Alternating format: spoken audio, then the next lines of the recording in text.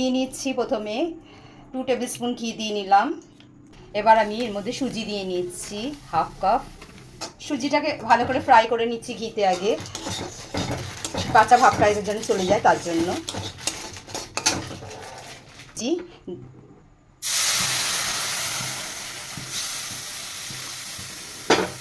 এবার এর মধ্যে আমি গুঁড়ো দুধ দিয়ে নিচ্ছি, গুঁড়ো দুধ 1/2 কাপ দিয়ে নিচ্ছি। গুঁড়ো দুধ দিলে টেস্টটা খুব ভালো হয়। দিয়ে ভালো করে নাড়িয়ে নিচ্ছি, ভালো করে মিশিয়ে নিচ্ছি গুঁড়ো দুধটার সাথে।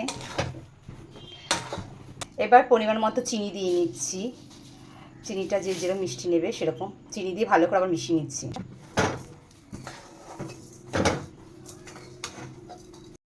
ফ্রুটস দিয়ে দিচ্ছি, মিশিয়ে নিচ্ছি। এলাচগুলো দিয়ে দিচ্ছি, ভালো করে মিশিয়ে নেব। এবার সুজির মণ্ডটাকে আমি নামিয়ে নিচ্ছি প্লেটে। আবার একটাতে ঘি মাখিয়ে নিলাম, ঘি মাখিয়ে নিয়ে এটাকে দিচ্ছি, মাখিয়ে নিচ্ছি। মাখিয়ে নিলাম। এখানে আমরা একটা আবার একটা মেলান শিট দিলাম, দিয়ে প্রেস করে দেবো। এক্সেসগুলোকে আমি বের করে দিচ্ছি।